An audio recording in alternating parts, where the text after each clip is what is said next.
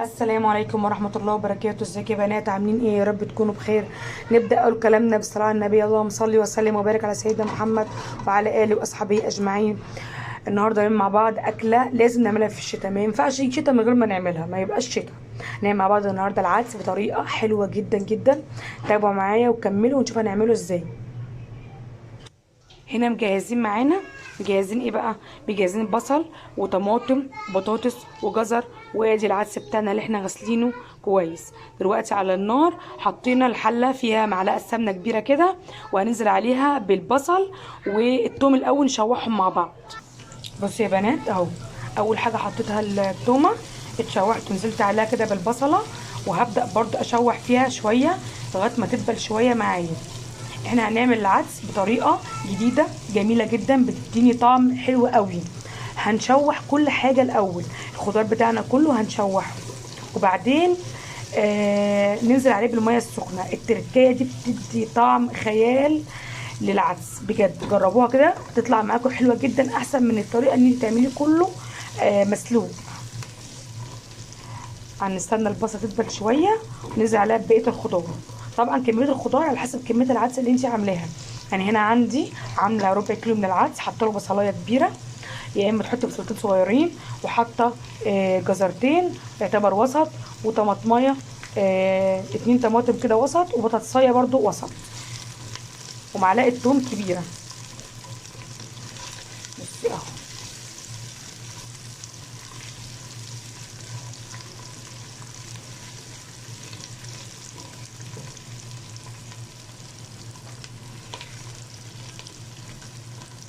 معايا البصل دي بتاعي، هنزل اول حاجه بالطماطم اهو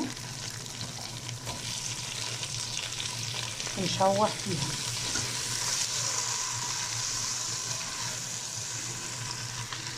شوح كده بالطماطم شويه، وبعدين هنزل بالبطاطس والجزر اهو، كل حاجه تاخد تشويحه كده مع بعضها.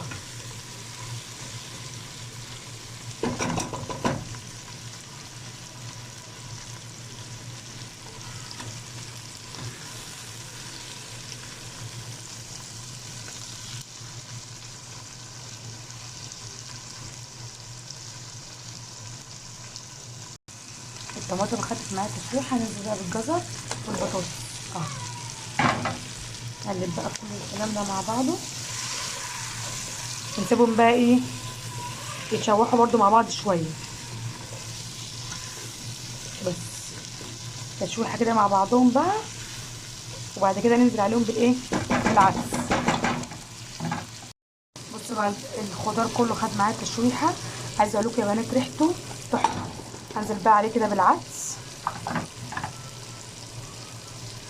نزلت بقى عليه بالعدس، اشوح برده تشويحتين كده فيه، اديله تشويحتين كده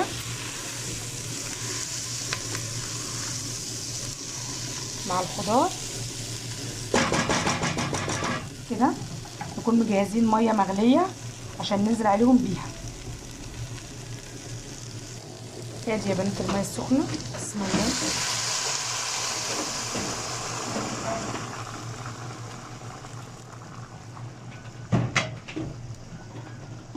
اهو نقلب بقى كل الكلام ده.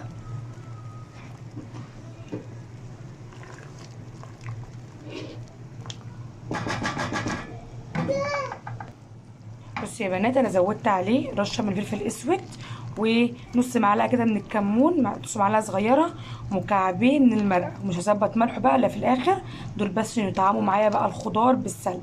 تمام، بان احنا يعني واحنا بنسلقه هنسيبه بقى ياخد سلقه براحته، مش هياخد كتير ان شاء الله، وياخد سلقه براحته. وطبعا كل شويه هنقلب بيه زي ما انتم عارفين ان العدس من الحاجات اللي بتلزق في الحله من تحت، فكل شويه نديله تقليبه ايه من تحت لفوق كده.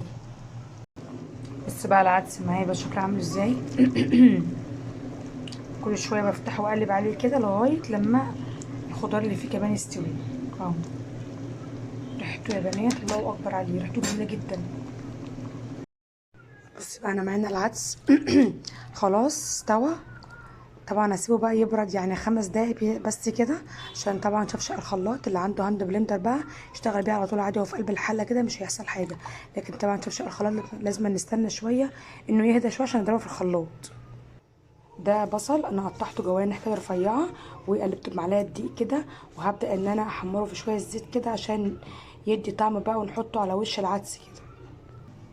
طاسه هنا فيها شويه زيت، وهبدا انزل بالبصل بتاعي كده.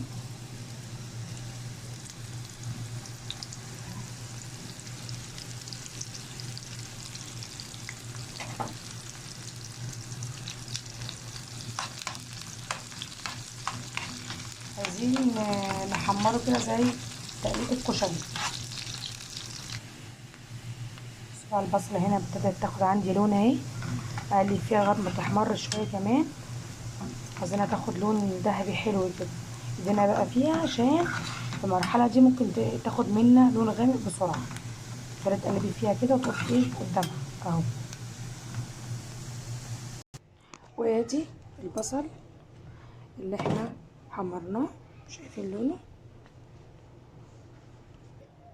عندي هنا شويه عيش، عيش بلدي عادي، بس ممكن ينفع عيش توست وممكن ينفع عيش شامي تحمريه عادي. انا ده هحط له معلقتين زيت كده واقلبه واحطه في صينيه في الفرن، هياخد تحميصه برده جميله وهيبقى طعمه حلو قوي. بصوا بقى يا بنات، العيش اهو انا حطيته في الصينيه وقلبته بمعلقتين زيت كده من اللي احنا حمرنا بيهم البصله، بيسكروه بيخلوه زي العسل. احطه بقى تحت الشوايه في الفرن، ونضرب العدس بتاعنا في الخلاط. اللي احنا عملنا فيها العدس نزلتها وشطفتها بعد ما ضربناه، وحطيت فيها شويه زيت اللي بقيوا من بتاع البصل على معلقه سمنه، واحمر فيهم بقى ايه شويه شعريه. هنا بقى نزلنا بالشعريه على معلقه السمنه وشويه الزيت، وهنحمرهم كده، خليهم ياخدوا لون كده بسيط، لون بني فاتح كده. بصوا بقى زي ما انتم شايفين كده الشعريه خدت معايا لون فاتح اهو، اتحمرت تحميره بلون فاتح. هنزل بقى عليها دي بالعكس. بسم الله.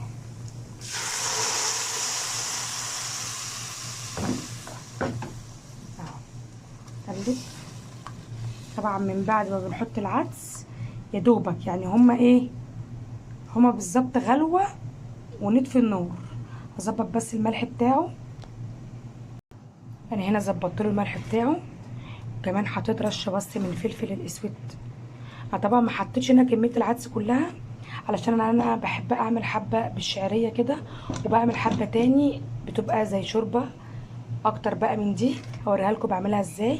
جوزي بقى بيحبها قوي اكتر من دي.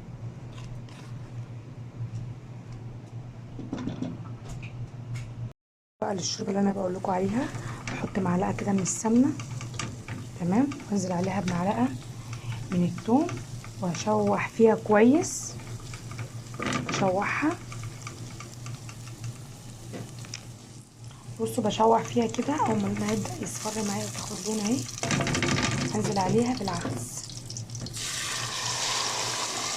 ده بقيه العدس اللي انا كنت ضرباه في الخلاط، مش ابو شعريه خالص. انا قلت لكم ان انا قسمته على نصين، بعمل نص بالطريقه دي شوربه، والنص التاني بعمله بالشعريه. الطريقه دي برده جميله قوي.